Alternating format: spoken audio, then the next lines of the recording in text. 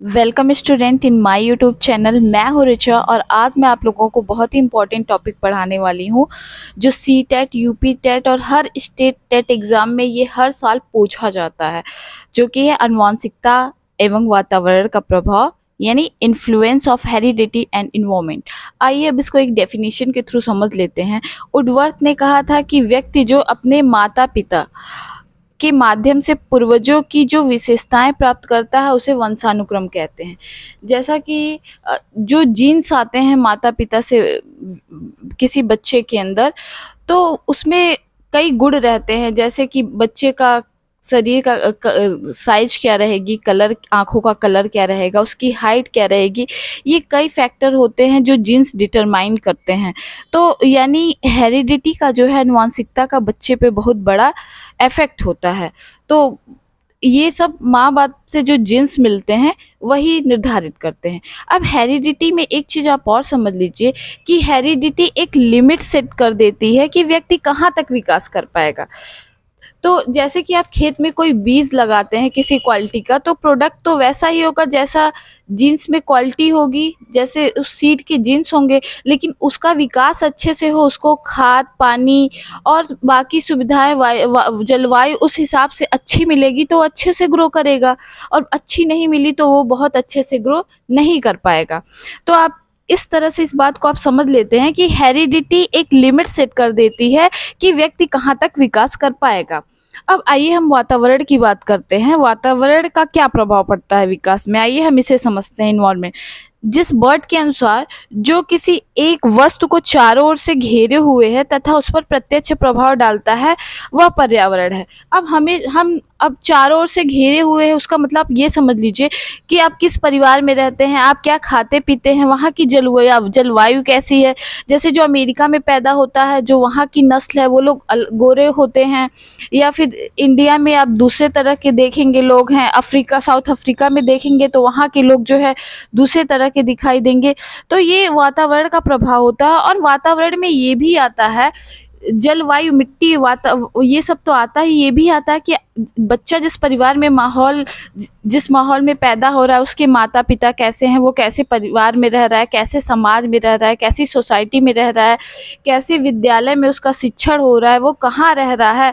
तो सामाजिक, सांवेगिक और कई कारण होते हैं जो कि वातावरण में आ जाते हैं। उसमें सांस्कृतिक कारण भी आ जाएंगे कि वो कैसी कल्चर में रहता है, ये कई चीज़ें आ जाती हैं वातावरण में। अब वातावरण का बच्चे के विकास पे एक प्रभाव के लिए मैं एक उदाहरण देती हूँ आपको, एवेरान का जंगली बालक। तो इसमें हुआ क्या था कि जैसे कि मैंने आपको बताया है कि वातावरण बालक के शारीरिक, मानसिक, सामाजिक, संवेगात्मक आदि सभी अंगों पर प्रभाव डालता है। इसकी पुष्टि एवेरान का जंगली बालक के उदाहरण से मैं दे रही हूँ आपको। जैसे इसमें हुआ क्या था कि इस बालक को जन्म के बाद एक भेड़िया उठा ले गया था और उसका पालन पोषण जो है जंगली पशुओं के बीच में हुआ था।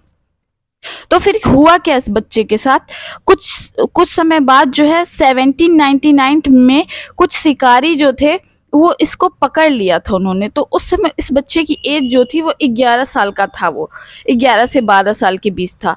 तो उसमें हुआ क्या था, उसकी आकृति पशुओं सी हो गई थी। वो पशुओं के समान हाथ पैर से चलता था, कच्चा मांस खाता था। तो उसमें मनुष्य के समान बोलने और विचार करने की शक्ति भी नहीं थी। तो फिर उसको मनुष्य के समान सभ्य और शिक्षित बनाने का सब प्रयास विफल हो गया। तो इस चीज़ से आप समझ सकते हैं कि बालक के विकास पे इन्वायरमेंट का कितना ज़्यादा प्रभाव पड़ता है। इसी तरह से जो है और तरह तरह का प्रभाव का जो है स्टडी हुआ था। जैसे एक स्टडी हुआ था न्यूमैन और फ्रीमैन और होलजिंगर ने किया था। तो उन्होंने इस बात को साबित करने के लिए 20 जोड़े जुड़वा बच्चों को अलग अलग वातावरण में रखकर उनका अध्ययन किया। उन्होंने एक जोड़े के एक बच्चे को गांव के फार्म पर और दूसरे को नगर में रखा। बड़े होने पर दोनों बच्चों में पर्याप्त अंतर पाया गया। फार्म का बच्चा अशिष्ट, चिंताग्रस्त और बुद्धिमान था, उसके विपरीत नगर का बच्चा शिष्ट, चिंता मुक्त और अधिक बुद्धिमान था। अब इस बात से तो आप बहुत अच्छी तरह से समझ गए होंगे कि व्यक्ति के विकास में वातावरण का कितना महत्वपूर्ण योगदान है। आइए मैं आपको और अच्छे से समझाती हूँ। Human development is a joint product of both heredity and environment. जो व्यक्ति का जो विकास होता है उस पे दोनों का ज्वाइंट इफेक्ट पड़ता है, दोनों का संयुक्त प्रभाव पड़ता है कि बालक का जो विकास होता है उस पे जो है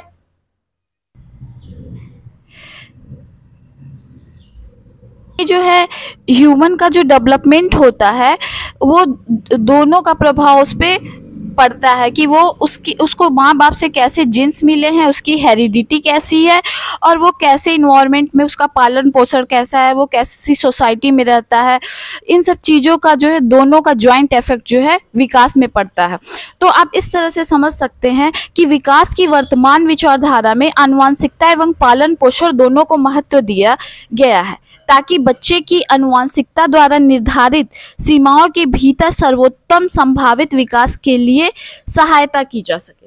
आइए, अब ये तो आपको कंसेप्ट क्लियर हो गया होगा हेरिडिटी और इन्वायरमेंट का। आइए और मैं आपका कंसेप्ट कुछ अच्छी तरह से क्लियर कर देती हूँ। अब कुछ क्वेश्चन इस तरह से आ सकते हैं, कभी कभी जेनेटिक्स जीन आनुवांशिकी से रिलेटेड कुछ एग्जाम में क्वेश्चन इस तरह से सीटेट यूपीटेट में पूछे जा रहे हैं, मैं आपको बताती हूँ। जैसे क्वेश्चन आ सकता है कि युग्मन जाइगोट में कितने क्रोमोसोम होते हैं, तो वो होता है 46 क्रोमोसोम। तो अब जो जाइगोट होता है जो मेल गैमेट और फीमेल गैमेट के मिलने से बनता है, यानी स्पर्म और ओवा के मिलने से बनता है, तो ये इसमें स्पर्म में 23 क्रोमोसोम होता है और ओवम में भी 23 क्रोमोसोम होता है। जब ये दोनों फर्टिलाइज होके इनका जब निषेचन होके जाइगोट बनता है तो उसमें 46 क्रोमोसोम हो जाता है।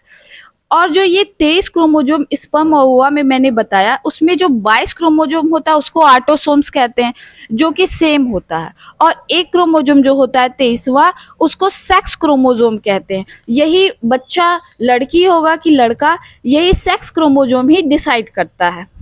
अगर मान लीजिए ये 23वां जो है, अगर ये यक्स आया स्पर्म से और यहाँ ओवम में यक्स रहता ही है, तो अगर यक्स और वाई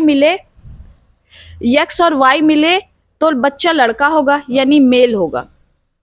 अगर यही मेल से जो आया है ये 23वां क्रोमोसोम, अगर ये यक्स रहा तो यहाँ ये स्पर्म से एक्स और ओवा से एक्स मिलके क्या होगा, फीमेल बनेगी, यानी जो बच्चा होगा वो लड़की होगा। तो अब ये आपको ऑटोसोम्स और सेक्स क्रोमोसोम में डिफरेंस समझ में आ गया होगा। तो ये